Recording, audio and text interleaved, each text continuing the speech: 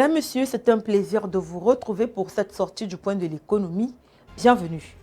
En actualité, ces derniers jours au Cameroun, le ministre de l'Eau et de l'Énergie, Gaston Elundou Essomba, a effectué le 20 août dernier une visite de travail sur le site minier de Grand Zombi dans l'arrondissement de Bipendi.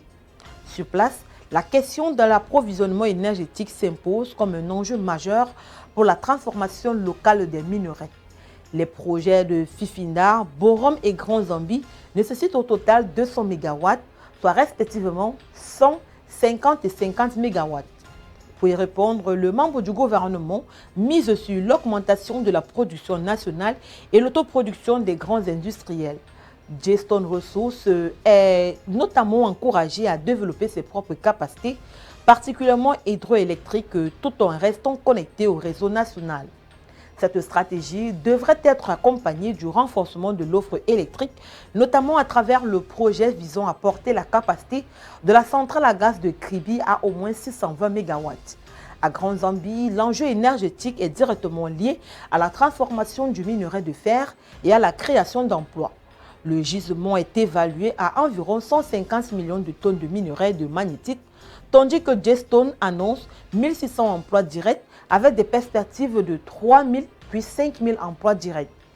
Après la sécurisation énergétique du complexe industriel-portuaire de Kribi examiné la veille, le gouvernement retrouve la même équation. Fournir une énergie disponible, sécurisée et compétitive pour permettre au Cameroun de transformer davantage ses ressources sur place, accroître la valeur ajoutée locale et soutenir l'emploi. Le Tchad a signé le 19 août 2026 à N'Djamena 6 accords avec Arise Integrated Industrial Platform, Arise Soupi et l'Ahan Tchad SA pour développer la zone industrielle de N'Djamena en abrégé Zinjam. Les conventions portent notamment sur le foncier, les infrastructures, leur préfinancement et l'approvisionnement en électricité. Le dispositif prévoit l'aménagement d'un site de 622 hectares, dont 311 hectares dédiés à l'élevage, 280 hectares au parc, aux zones de quarantaine et d'achat, tandis que 31 hectares sont réservés à une centrale électrique au gaz. L'objectif est de rapprocher les activités d'élevage, d'abattage, de transformation et de conservation afin d'accroître la valeur ajoutée de la filière bétail-viande. Le partenariat prévoit notamment un contrat de fourniture et d'électricité entre Tchad Elec et Arise, ainsi qu'un accord de préfinancement des infrastructures nécessaires à l'aménagement de la zone. Les travaux de terrassement du site ont commencé en août 2025. À travers Zinjam, les autorités tchadiennes ambitionnent de réduire l'exportation d'animaux sur pied et de développer la transformation locale.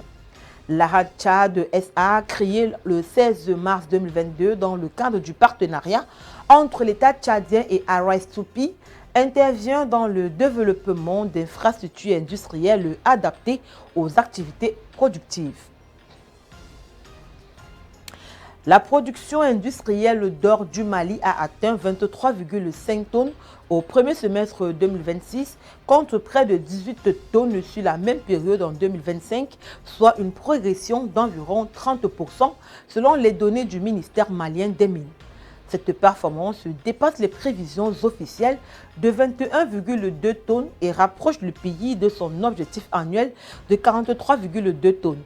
Elle intervient après le recul enregistré en 2025 avec 42,2 tonnes contre un record de 66,5 tonnes en 2023.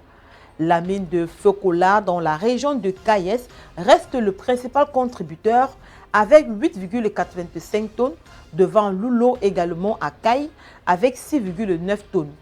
Pour consolider cette dynamique, Bamako mise sur de nouveaux projets aurifères. Le Conseil des ministres a accordé en août un permis d'exploitation à grande échelle au projet de Menakoto à Kayes qui devrait produire plus de 150 000 onces d'or par an à partir de 2028.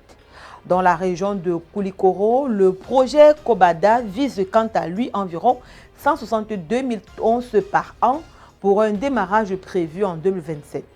Ces nouvelles exploitations devraient renforcer la production nationale et par ricochet les recettes issues du secteur minier.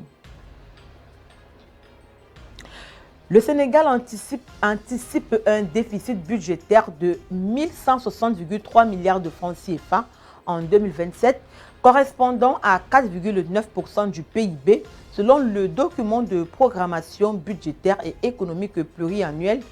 Les ressources de l'État sont projetées à 6 082,1 milliards de francs CFA pour les dépenses estimées à 7 242,3 milliards de francs CFA, sur la base d'un PIB nominal de 23 672,8 milliards de francs CFA. Cette trajectoire s'inscrit dans un contexte de contraintes financières avec un plafond de dépenses 2027 réduit de 288 milliards de francs CFA par rapport à la loi de finances initiale de 2026.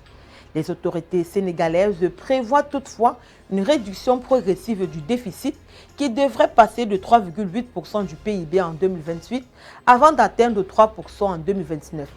Cette consolidation reposerait notamment sur une meilleure mobilisation des recettes et une maîtrise accrue des dépenses publiques. Les dépenses d'investissement sont pour leur part projetées à 2 402,8 milliards de francs CFA en 2027 contre 2 912,6 milliards de francs CFA en 2029. Mesdames, Messieurs, c'est tout pour cette sortie du point de l'économie. Merci de l'avoir suivi. Les programmes se poursuivent sur nos différentes plateformes médias.